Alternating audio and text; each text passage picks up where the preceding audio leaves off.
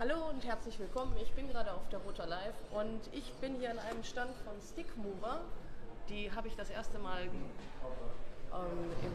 RC Heli Forum gesehen und das ganze Konzept hat sich sehr interessant angehört, weil es hierbei zwar um Simulatorfliegen geht, aber es geht nicht darum, sich was von jemandem anzugucken und zu sagen, wie hat ihr das gemacht, ich probiere das jetzt mal selber, sondern der Sender steuert für euch selbst mit. Das heißt, ihr könnt 1:1 direkt lernen, wie die Flugfigur funktioniert.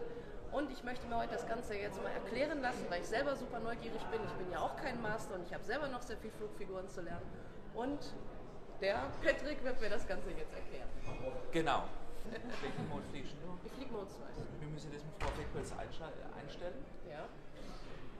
Also das heißt, eure Funken sind auch modeübergreifend. Ja, Mode 1 bis 4 ist alles drin, auch die einzelnen Funktionen kann man invertieren. Das heißt, wenn jemand mit Pitch nach hinten oder nach vorne fliegt, kann man alles einstellen. Jetzt mal eine kubanische 8, eine invertierte kubanische 8. Okay. Das ist sehr schön, um zu lernen. In der Software kann ich hier die Geschwindigkeit einstellen. Das nehmen wir 75% beim ersten Durchlauf. Und dann nehmen wir hier 100% für den zweiten Durchlauf. Okay. Das ist die Wiedergabegeschwindigkeit vom Video. Wenn man den Stickmover zum ersten Mal in der Hand hält, ist es ein bisschen ungewohnt, weil einem die Finger geführt werden.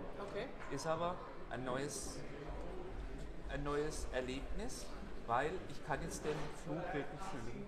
Das heißt, ich konzentriere mich auf das Bild, habe die Sticks in der Hand und bekomme gezeigt, wie das Ganze funktioniert. Wunderbar. Einfach mal in die Hand nehmen. Man kann nichts kaputt machen, das wird alles elektronisch gesteuert. Und jetzt geht es einfach los. Jetzt kann ich mal ruhig sein, ganz kurz. Wow. Oh mein Gott.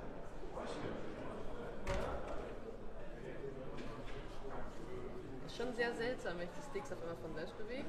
Vor allem, man sieht die Figur und versucht selbst mitzusteuern in der Funke, wenn man die Figur kann. Ich merke, dass meine Finger immer versuchen, irgendwie so, was kommt jetzt?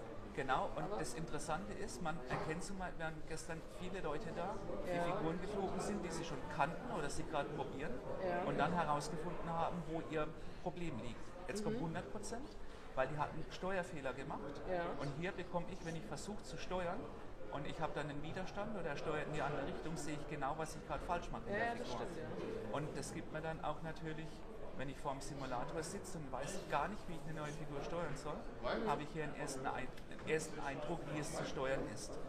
Heißt, der Stickmover ersetzt den Simulator nicht und das Üben nicht, aber er zeigt dir, was die Finger tun müssen. Ja. Das verkürzt also die Zeit, die wir vor dem Simulator verbringen, ungemein. Ja, auf jeden Fall. Also mir geht es total oft so, dass ich irgendwie mir einen Stick-Move irgendwie angucke, habe dann zwar verstanden, wie es funktioniert, aber man muss es ja dann auch erstmal umsetzen. Der Heli bleibt dann nicht in der Luft, dann stellst du deinen ganzen Simulator auf 50% und dann funktioniert es aber trotzdem nicht. Und bis du rausfindest, wo du mehr Roll hättest reinsteuern können oder mehr Pitch oder sonst was.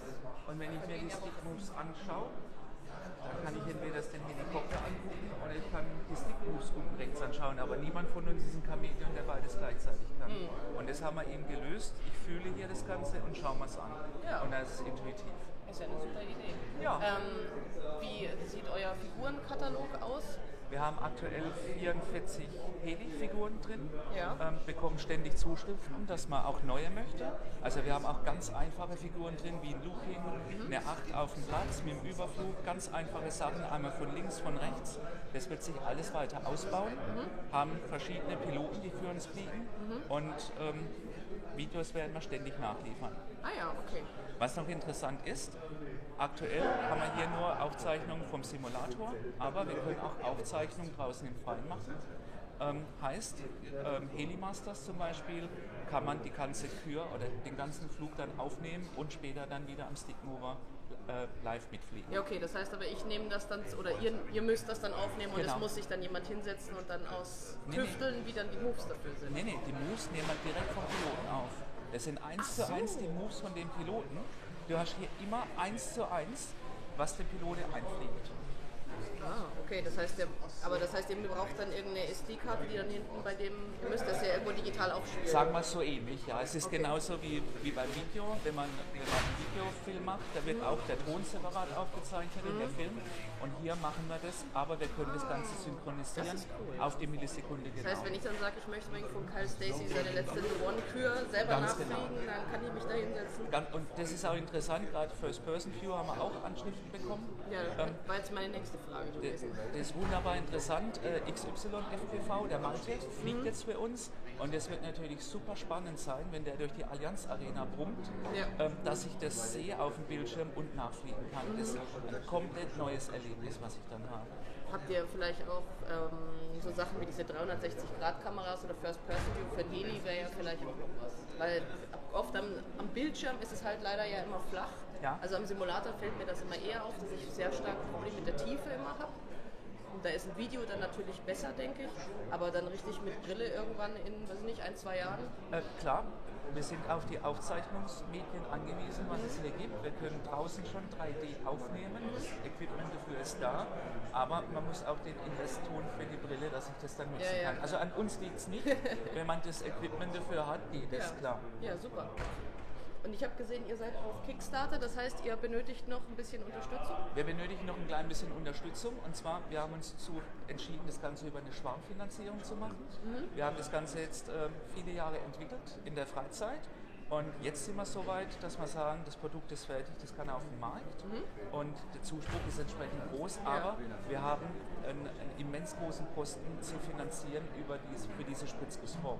Okay. Und das wollen wir über die Kickstarter-Kampagne machen.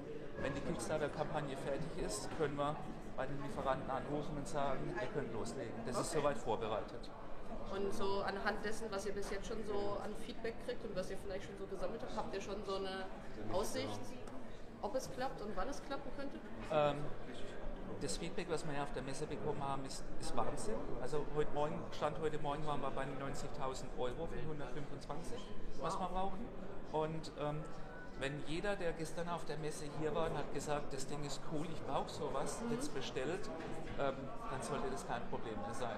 Okay, ja, das klingt doch super. Also ich bin auf jeden Fall sehr begeistert und ich werde morgen auch für euch spenden. Super, danke. Weil ich möchte mir so ein Ding aufzulegen, weil ich gehöre nicht leider zu den Kiddies, die mit 8 Jahren vom Papa was hingestellt bekommen. Ich arbeite auch Vollzeit und mich kostet es auch mal ein bisschen Überwindung, mich an Sinn zu setzen und neue Sachen zu üben und da ist sowas richtig gut. Das ist ein interessanter Aspekt. Wir haben zum Beispiel jemanden gehabt, der kam und gesagt, ich versuche die ganze Zeit einen Rollenkreis zu fliegen. Funktioniert nicht. Und dann habe ich gesagt, okay, stell dich mal hin, probier das mal.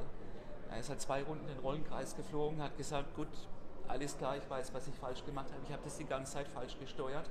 Wäre ich nie drauf gekommen. Ja. Jetzt weiß ich, wo ich weitermachen kann. Und bei manchen Leuten ist das Frustpotenzial so hoch, dass sie sagen, ich habe keine Lust mehr darauf. Warum muss ich mir das antun? Und all dem können wir hier mit dem Stickmover was Gutes tun. Super. Dann, ich bedanke mich für das Interview. Ich bin sehr gespannt, wie das Ganze weitergeht. Und ich freue mich schon, wenn ich dann bald mein eigenes Exemplar in den Händen halten darf.